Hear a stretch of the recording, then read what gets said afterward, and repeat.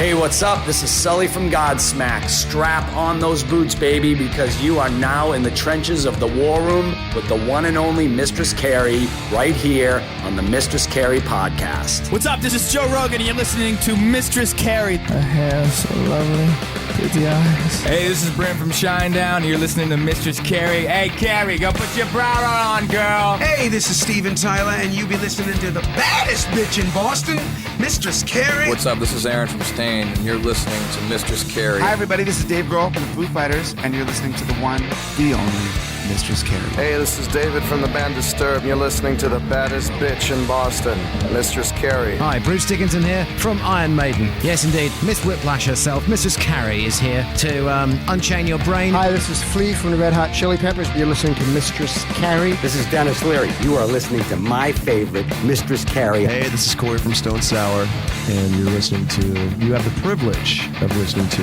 Mistress Carrie. Oh, God. Oh, yeah.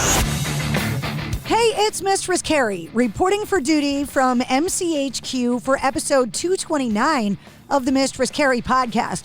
And before we get to this week's guest, Jeff Plate from the Trans-Siberian Orchestra and Sabotage, I want to remind you about the Mistress Carrie Grunge Brunch that's headed to City Winery Boston on Saturday, November 16th.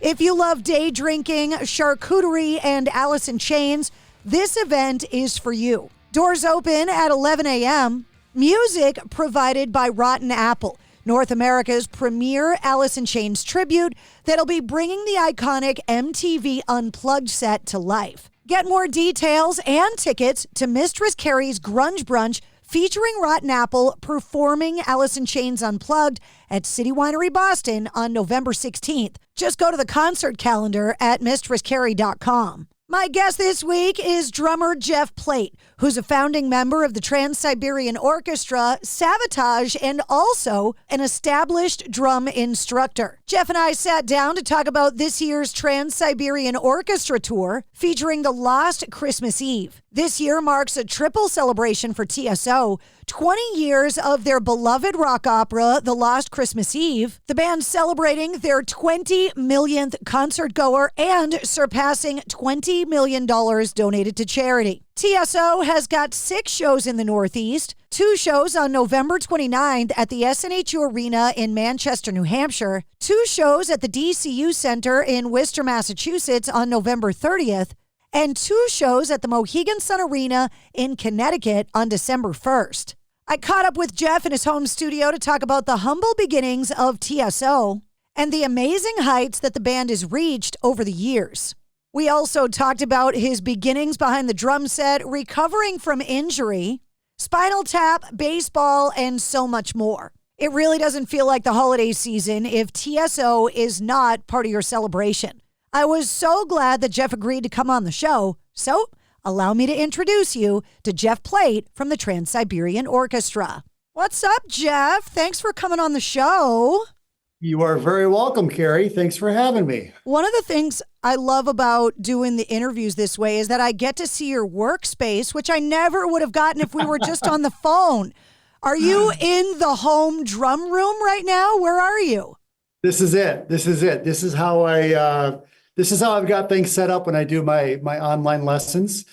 But yeah, this is my studio. This is my Pro kit. This is what I use for a number of recording projects. I also have a Roland V drum kit, and right over here I have a slew of instruction books. So hey, if you want to know how to play the drums, hit me up. Listen, I came up in my youth in the marching band. The closest I got to being able to play the drums was carrying the giant bass drum. And when I tell you I have zero rhythm, that is not a theory. It is a scientific fact. That's not the instrument to play if you don't have rhythm. You're gonna stick out like a sore thumb. I tried. That bass player. I tried so hard. I wanted so badly. I have great friends that are amazing drummers, and it is just not a gift that I received in my genes. Yeah, it happens. It happens. You know, every once in a while, I'll get a student, young or old, that, you know, on one end of the spectrum, they've just got a groove. It's like, wow, this little kid grooves. It's pretty cool. On the other hand, there's some that you really just have to work with for days and weeks and months, and eventually it comes around. But yeah, not everybody has that inner rhythm, that gift. So you're not alone. You're not alone. The conversation comes up on the show all the time because while I don't have musical ability, I am fortunate enough with what I do to be surrounded by those that do. Do you believe that musical ability is learned, or is it a genetic gift that you get? Or both? Yeah, I guess it's both. I mean, I was fortunate enough to be given the genes in the body to do this. You know, I was always coordinated as a kid. I was good in sports. Trust me, I tried playing guitar, and that was an immediate fail, as was trying to play piano. But picking up a pair of drumsticks, I could do that, and my parents noticed that. So, you know, when I was younger, I got the snare drum and everything developed from there. But yeah, I think regardless, you've got to put time in. You know, nobody's just going to sit down and play and be good or be great. You've got to really work at it. I think some people maybe have an advantage that they come from a musical family, or they just grew up listening to certain kinds of music, and, you know, they get inspired, their mind becomes a little more open to certain things, and that helps develop any musician. But I think for the most part, you got to have a good supporting group around you, especially your parents. You know, I tell my students all the time, because once the student gets comfortable around me, then they feel free to like argue with their parents in front of me and, you know, stuff like that. I'm like, listen, do you realize how cool your parent is bringing you to this lesson, paying for the lesson, sitting through the lesson, buying you a drum set? You know, I try to put it out in real simple terms. You've got to be very appreciative of the parent or an adult figure that really takes you under their wing and lets you do this, or at least explore it. You know, you never know. But I think it really comes down to the supporting cast for the most part.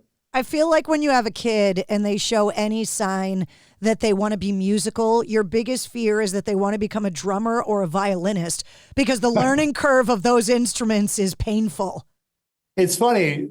I have a number of student parents that are teachers, and they say that percussion is the most requested instrument when their young child wants to, you know, get into band at school. And flute is next, which I never would have guessed. So I guess there's probably a lot of pain in listening to everything develop from an early stage. But yeah, violin, I would think probably trumpet, you know, any wind instrument, that's probably going to be a little sour at first. But hey, you know, it's all good. Well, flute's not fair because it's so small. I started playing the clarinet in the marching band, and the case was small. We would look at those kids that thought tuba was a good idea, and we were like, suckers. Well, I think that's why flute really is as popular as it is. Flute and clarinet, because it's smaller, it's easier to tote around, and they're cheaper to rent. But yeah, it's like drawing the short straw, right? Oh, I got tuba. Yeah, well, we joke all the time when it comes to rock bands, like the lead singer walks in, plugs in the mic, and is ready to go. It takes you 2 hours to make sure all your gear's in the right spot. Hey, I'll tell you something cool. I remember when I was really young, 11, 12 years old. I don't know. I went to the local county fair, and Blood, Sweat, and Tears played. They had a tuba player, and the tuba player did a tuba solo. Yes. And I just remember being a kid thinking how dorky that seemed at first. And then this man played, and I was like, wow. You know, even just a young kid, I was blown away by this guy playing a tuba solo. Who'd have thunk? Well, listen, the horn section of Blood, Sweat, and Tears, no joke. I grew up listening to them with my dad. And to be good enough to pull off a solo... Yeah. It was really impressive. And like I said, that's just something that stuck with me ever since then. So, you know, props to the tuba player, you know. You don't hear a lot of like tuba solos. My rock and roll career was never going to get started. There's no heavy metal clarinet, although I have had the discussion because every once in a while a clarinet player from their youth shows up about what it would sound like if you were able to mic it and run it through like Eddie Van Halen's Marshall stacks and effects pedals. Like, what would a clarinet sound like then? You never know. You never know. It could be cool. Throw it out there. You may be onto something here. Have a whole band running through a bunch of Marshall amplifiers, a whole wind section. Why not? Why not? Exactly. I We've mean, probably heard worse. So there are so many different types of artists and instruments. I mean, look, Lizzo, to go back to the flute, right? She made flutes cool again. Does flute solos in the middle of her shows. Ian Anderson, obviously. Yep. So when you see Apocalyptica playing heavy metal on cellos, or the Who from Mongolia with those traditional string instruments, it's so cool to see these new ways of making rock and metal music now. So when the Trans-Siberian Orchestra first started touring, the first string master, lead violinist, was a man named Mark Wood. And Mark Wood was from Long Island. I believe he was a Berkeley grad or maybe a Juilliard grad, phenomenal musician. But he took the violin and electrified it. And he has built and patented a number of Vipers, they call them. But it is a fretted violin that's electric. You run it right through a Marshall and do your thing. And Mark, I worked with Mark for a number of years in TSO and in some projects outside of that. But hey, there's somebody that had this idea. I don't know if he was actually the first, but he took it to a whole new level. And I'm sure he influenced a lot of what you see today. But there's a band out there with a violet, green card, yellow card. Yeah. I think there's a violinist in that band. But there's a lot of them. There's a number of these players. I mean, obviously in country music, but even in pop music and rock music, you mentioned Apocalyptica. It's become kind of a cool thing all over again, right? To kind of incorporate that classical sound into rock music, kind of like what Paul O'Neill did. He took something that was like, okay, Beethoven and Mozart were actually rock stars of their day. This music is really cool and it's really heavy. Why don't we combine it with what we're doing over here and see what we come up with? And here we are. I was so excited when I found out I was going to talk to you. I had Joel Hoekstra on the show a couple years ago because I'm such a huge TSO fan. And this is a big year for you guys because I can't believe this. 20 million tickets? Yeah. We started touring in 1999. And that year was only 5 shows or 7 shows. Kind of this trial run to see if this was even going to work live. And the following year we had 70 shows. So obviously it worked. At that point, we actually split the original band in 2 and formed an East Coast and a West Coast group to cover the country because we had a limited amount of time. Once we released, I mean, when we first started touring, we already had 2 Christmas albums out.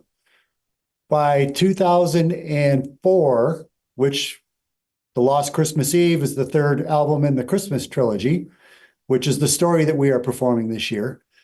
But this is when TSO Live really exploded. And we began doing not just arenas, selling them out once a day, but selling them out twice a day. I remember, I think it was in Cleveland, I walked down the stage one afternoon. I was like, I can't believe what's going on. This is just insane.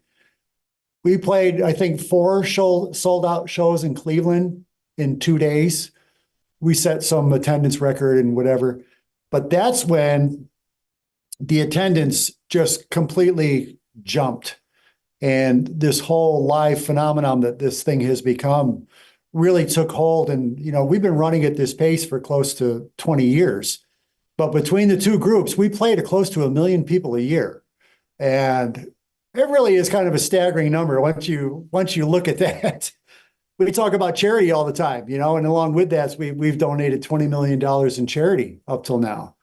I talk about charity every year when I do these interviews, but when you see $20 million, it really gets your attention, and you've been doing some really good things for a lot of people. Unlike any other band, you guys, like you said, have a window, right? When you're going to go out and do the Lost Christmas Eve, the holiday season is when you guys can go out and tour, and it makes sense. And so Joel and I spent a lot of time talking about the logistics.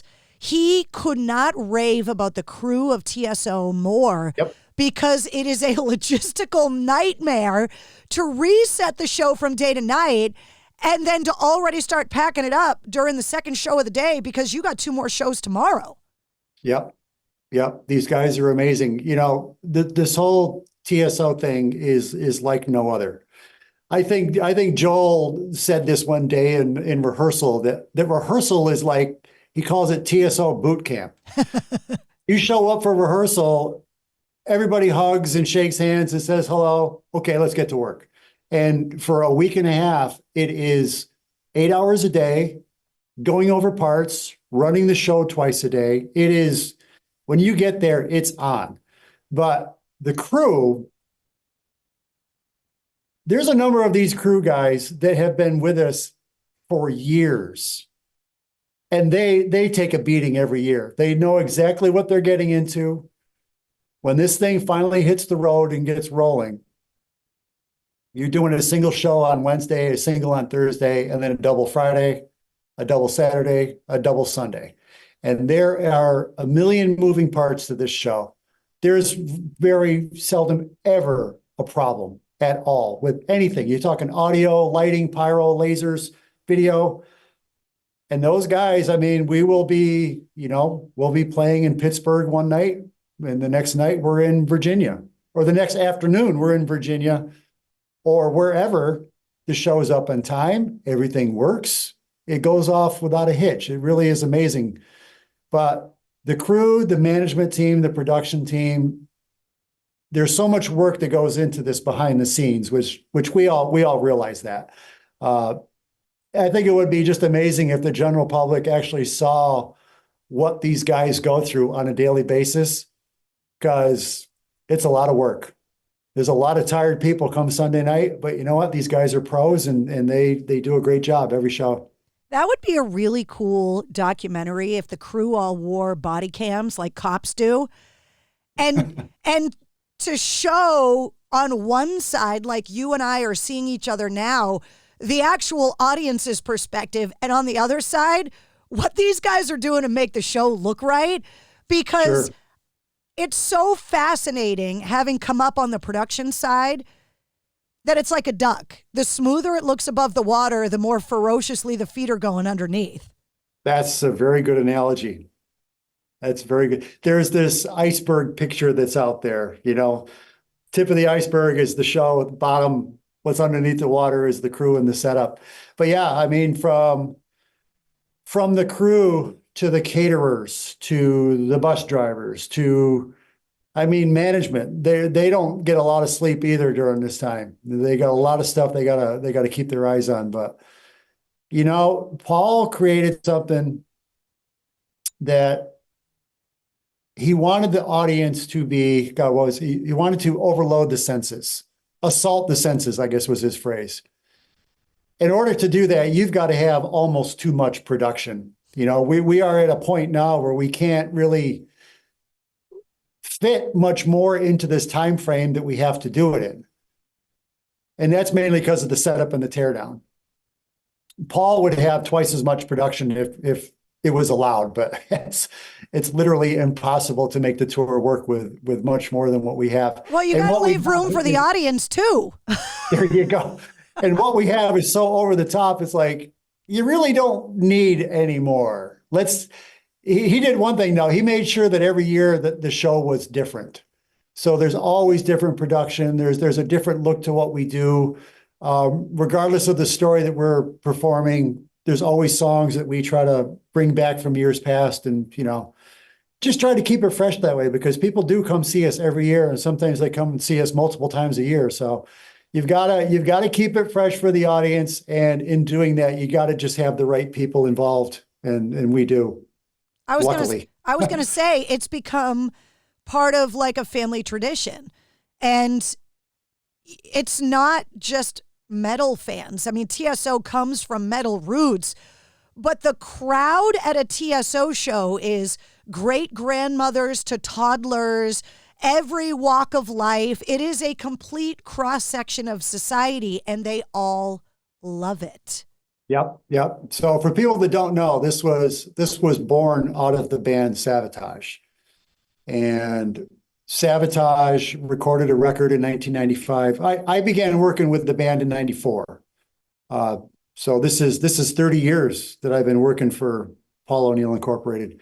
We did a record in 95 called Dead Winter Dead, and this is where Christmas Eve Sarajevo 1224 first appeared. When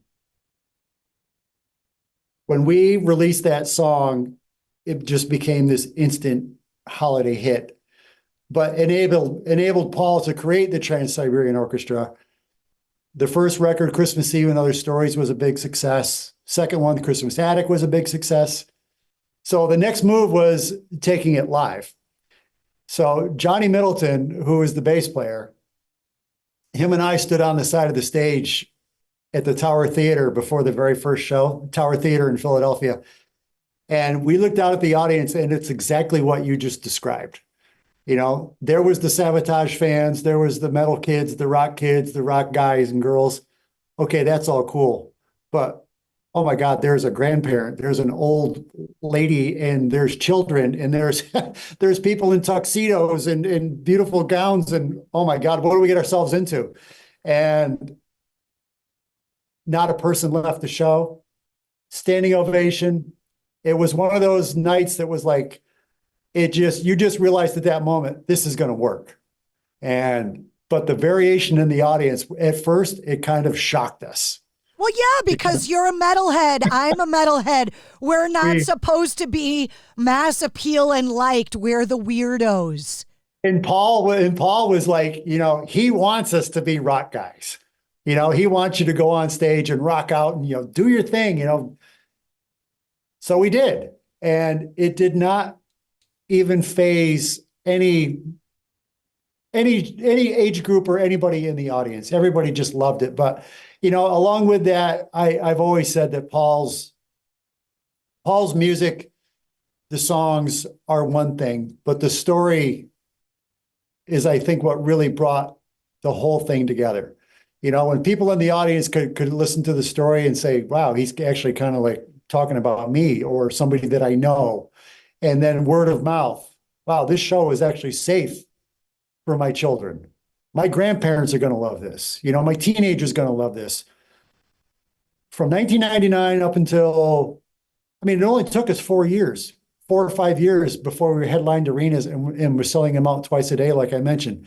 It's just amazing how quickly this thing grew. But I think that's a huge part of it was the story and just the fact that people could tell their friends and their family, like, hey, this is a show you got to see. It's fun for everybody. It's safe for everybody. Let's go see it. And yeah, audience is still growing today, 30 years later. It's crazy. The guys in U2 just released a concert film from their residency at the Sphere. And The Edge said something really funny. He said, I've never seen a U2 show, but because he's one of the directors of the film, he's like, I'm glad I got to see a good one. Have you ever seen a TSO show? Have you seen it from my perspective before? Because as the drummer, you're way in the back. Do you get to see it? Have you ever gone to one of the shows as a spectator? So one of the interesting things that I mentioned earlier is there is an East Coast group and a West Coast group. So when we get together to rehearse for this tour, both groups are in the same arena. You've got TSO East set up on one end, TSO West on the other. So we take turns on the main stages. So I get to sit out there and watch TSO West, which is basically a mirror image of us. And obviously there's a few different things in their show, it's a different energy and a different personality.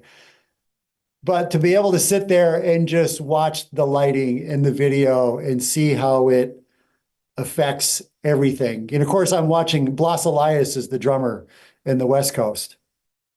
So it really allows me a chance to say, okay, that's where I'm really lit up. So I got to turn it on. You know, I got to show off a little bit more. That's where I'm in the dark. I can cruise. You know, I can take it easy a little bit. So it really helps put a perspective on what the show is and actually how the audience is seeing it. But for me personally, I like watching the drummer because I get to see, you know, what part of the show am I actually in? How am I represented in this song, et cetera, et cetera.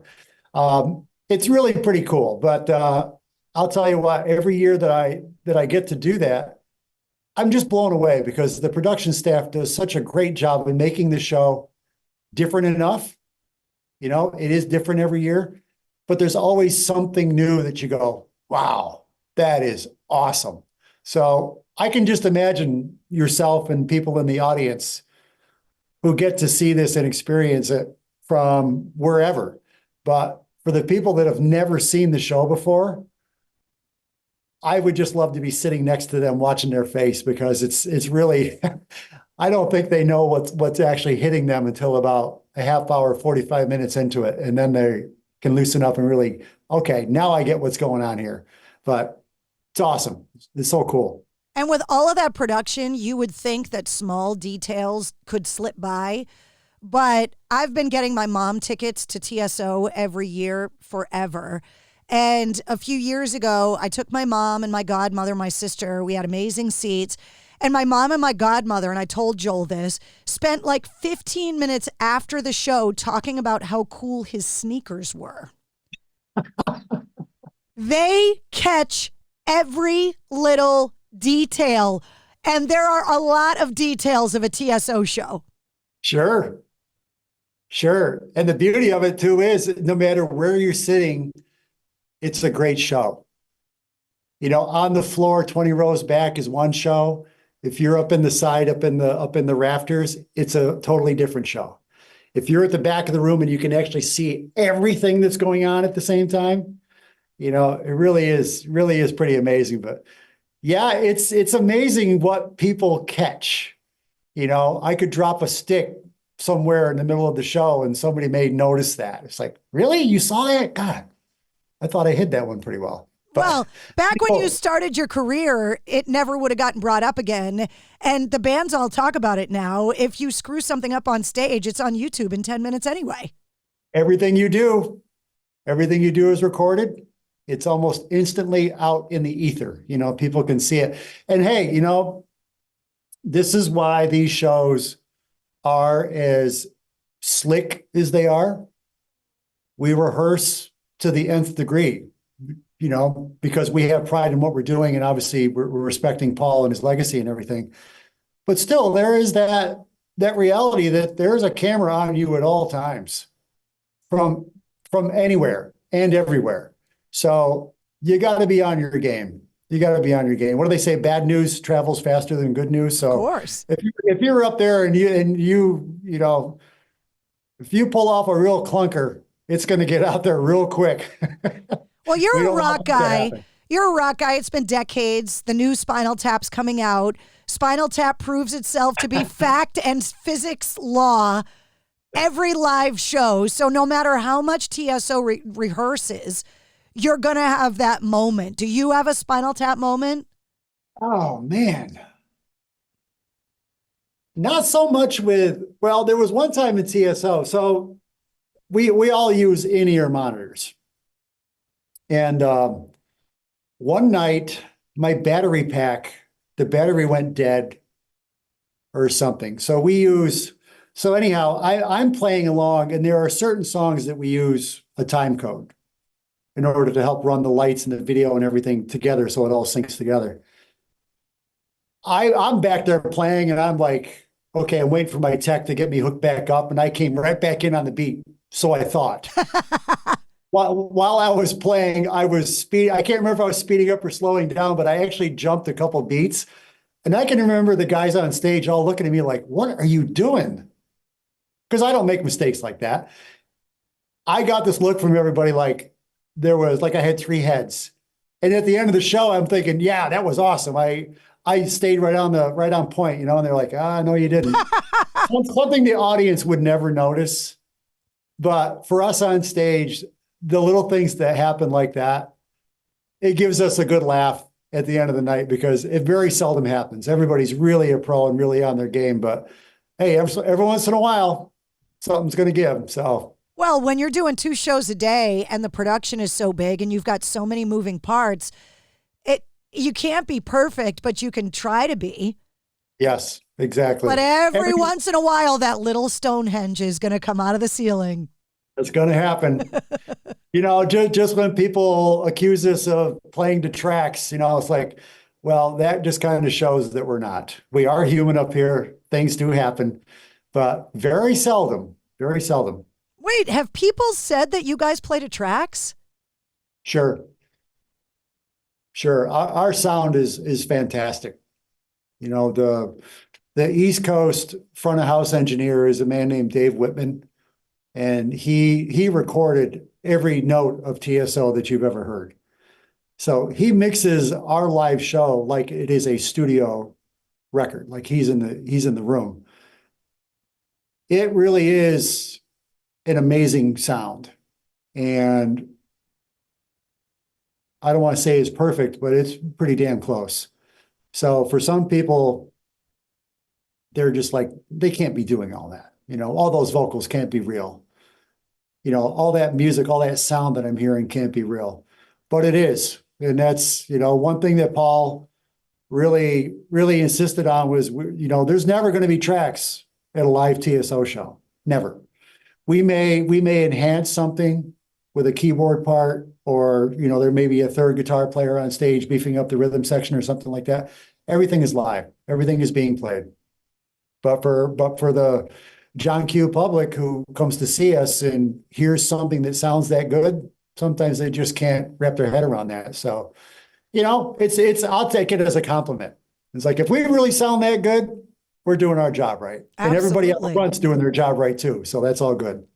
I have a theory about music that there's 2 phases of your musical identity. There's the soundtrack to your childhood, so the music that you got exposed to unwillingly, parents, older brother, cool uncle, and then something happens, usually right around puberty, adolescence time, where you discover something you like, and from then on, everything changes. So what was the soundtrack to your childhood, and then what was it that changed it for you? So I am not a spring chicken, around for a while. When I was a kid, it was 3 television channels and AM radio. My parents loved country music. So, I listened to country music all day long. AM radio at the time, I remember, hearing Elton John when I was really young and the Stones and stuff like that. But on television, there was Soul Train. There was American Bandstand. There was, oh God, what else was there? Sometimes if I stayed up late and moved the antenna, the rabbit ears on my television enough, I could get Don Kirshner's rock concert to come in. But Chicago was probably one of my first favorite bands. They had a special on television, I think in 1974, called Live at Caribou Ranch. Chicago 7 is the first record I bought ever with my own money. And it's interesting. I listen to it now, and I mean, it's a very eclectic record. It's like, wow, I was just like 12 years old listening to this record all day long, every day. I loved it. But a year later came the big moment, and I saw Kiss on the Midnight Special. And I remember seeing a commercial for that show sometime during the week, and there was just this little glimpse of Kiss. Like, oh my God, what the hell is that?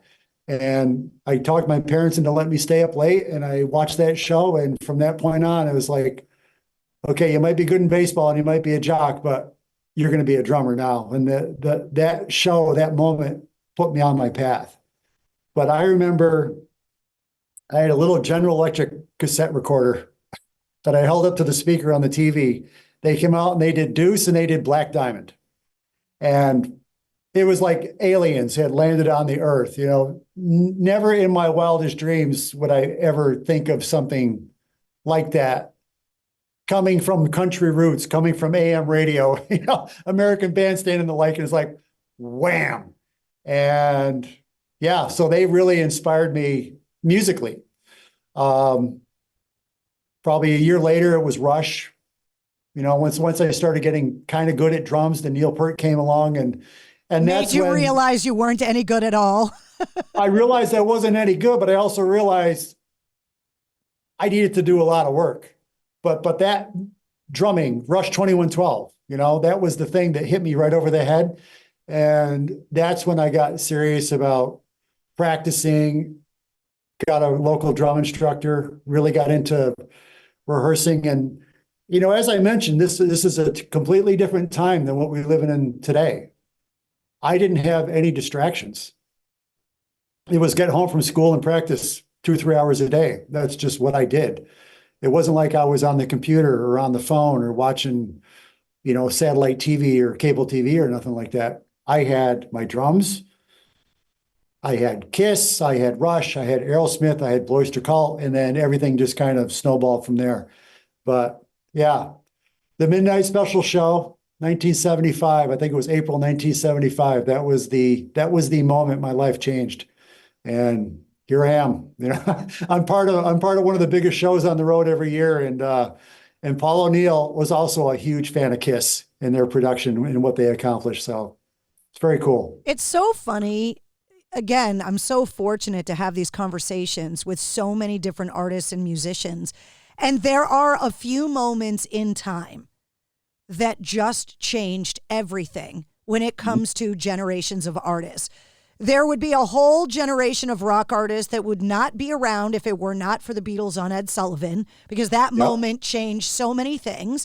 I can't tell you how many artists have told me about their exposure to Kiss for the first time and how that changed everything. How many people have cited Back in Black's release as something that made them go, oh my God. Like, there are just those milestones in rock that there was life before that moment and there was life after that moment, and it's different. Yeah. It's very hard to explain, but when it happens, it just takes over your life. I don't know how else to put it. There's no subtle way to put it. It literally, after I saw that Kiss show, every day I was looking through magazines, I was looking through papers, I was trying to find out more about these guys. And then I think it was later that year, Kiss Alive came out. And then, Kiss just exploded and they were everywhere. I had every Circus magazine, Hit Parader magazine, Cream magazine, you name it, anything I could find. But that also exposed me, like I said, Aerosmith, Hoekstra Cult. They're an older brother of a friend of mine, turned me on to them when I was young. But music back at that time was it was very adventurous.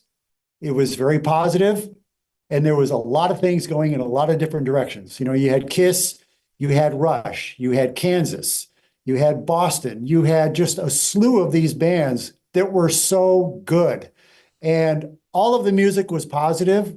The majority of it was really fun. Obviously Van Halen comes along and blows the lid off everything. Another milestone in that evolution is life before and after Eddie Van Halen, obviously. Yep. My buddy pulled up in his car and he goes, Jeff, you got to hear this.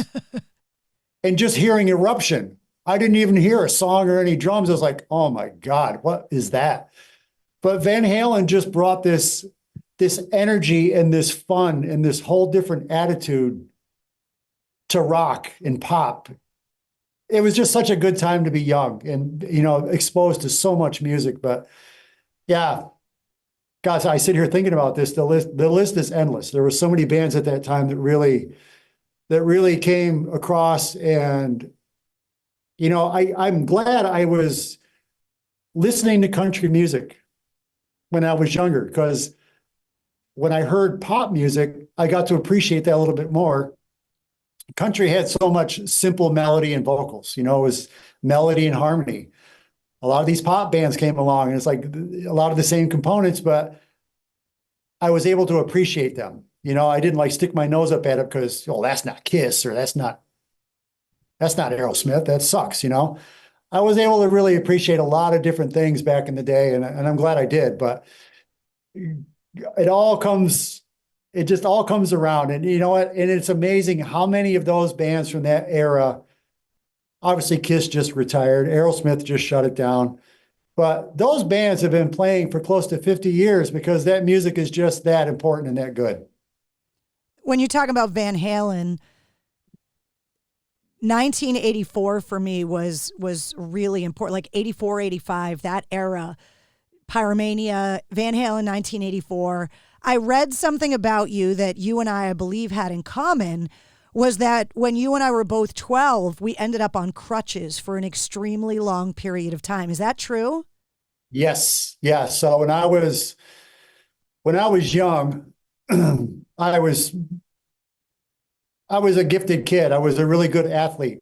I could just do it. I was a really good baseball player. And of course it was just little league. I was 12 years old, but I had a country boy fastball. Nobody could hit me. So obviously, in school, they're talking about me going to Babe Ruth and getting into, further down the road and kind of setting me up for things. But anyhow, my hip popped out of joint when I was 12, called a slipped epiphyses. And they popped my hip back in and they put 4 pins in my hip and gave me a set of crutches and said, no sports for you for about 3 or 4 years until you grow up and your bones solidify. But yeah, I remember I had a teacher in school, Mr. Miller, who was also on crutches. He was paralyzed from the waist down, but him and I used to race up and down the halls and stuff. But I was on crutches for 6 months. And after that, it's kind of when the whole Kiss thing happened. And then the door was wide open for me. It's like sports. Nope.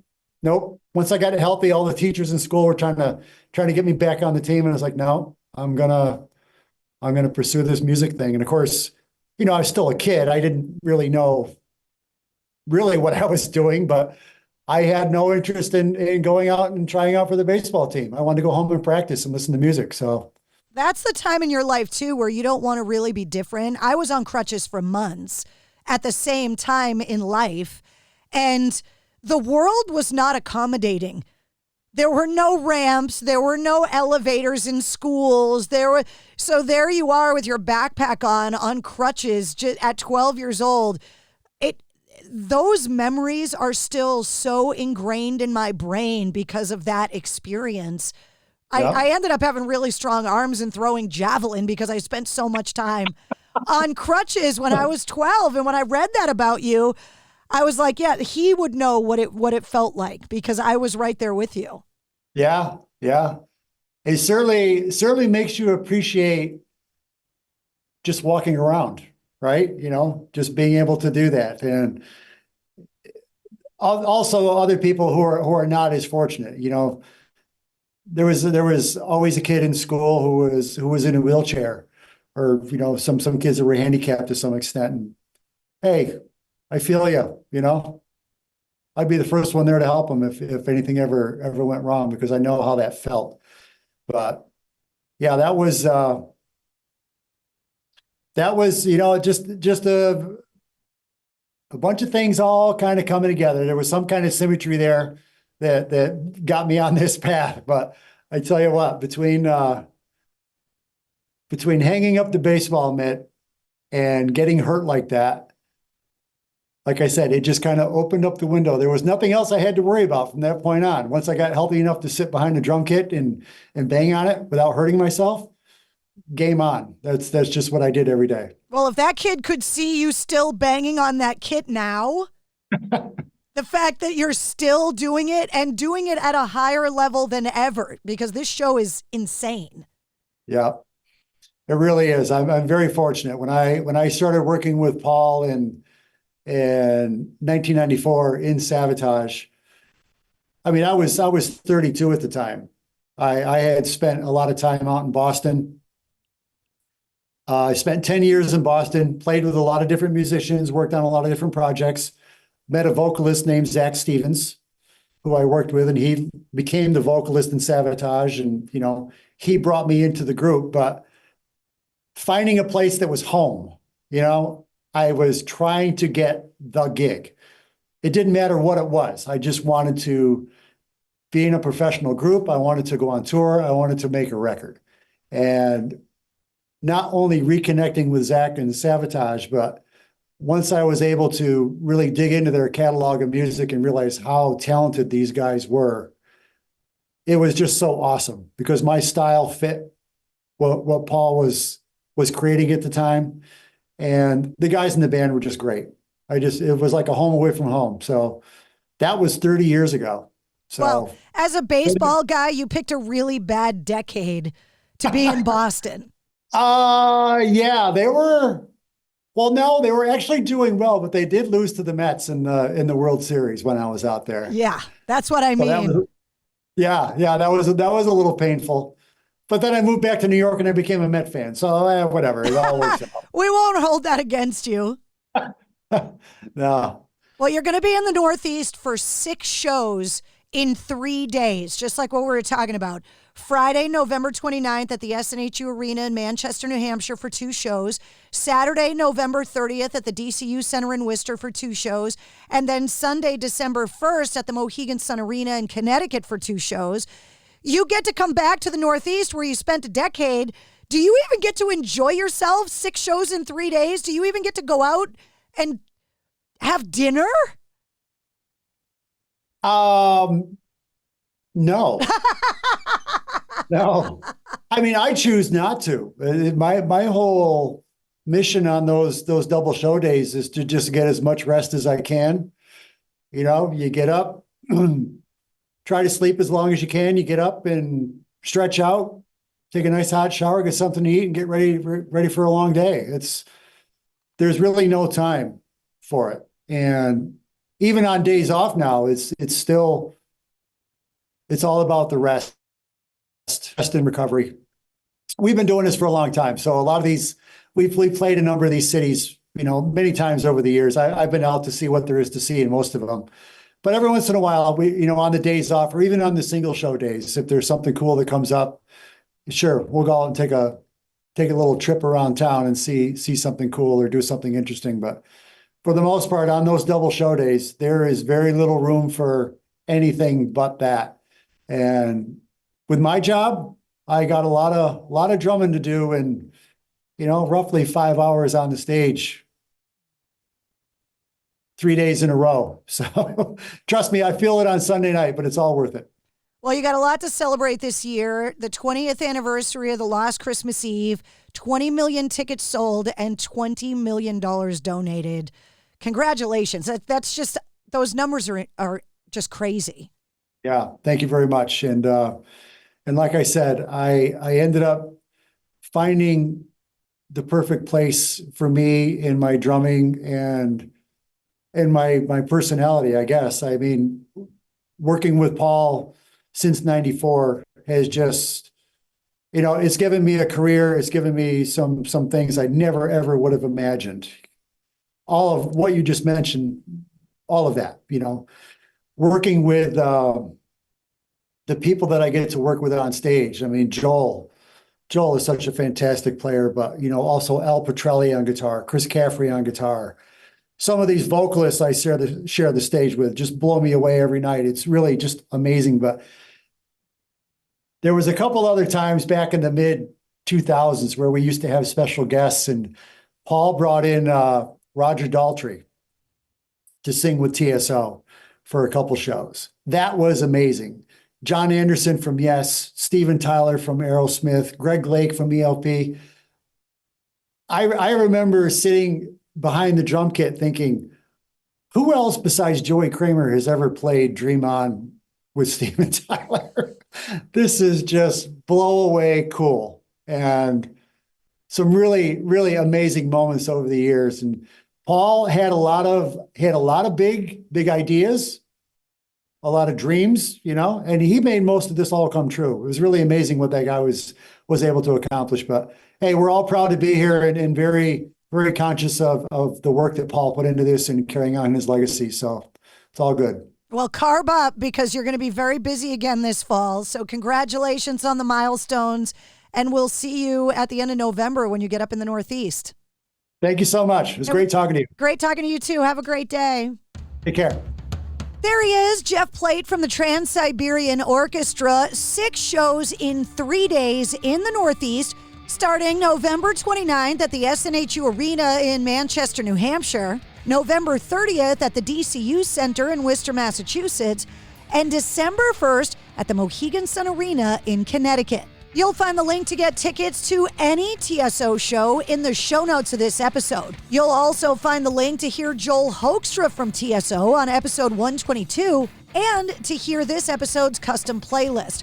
I make a playlist for every full-length episode of the Mistress Carrie podcast that features all of my guest music and all the artists and songs that we referenced in the interview. You'll also find all of Jeff's links, the links to find the Trans-Siberian Orchestra, and of course, the Mistress Carrie links. If you liked what you heard, don't forget to follow, subscribe, and share the Mistress Carrie podcast. New full-length episodes come out every Wednesday. Plus, every weekday, you get the Sit Rep. The Situation Report breaks down all of your rock news, music headlines, and entertainment updates to around 5 minutes.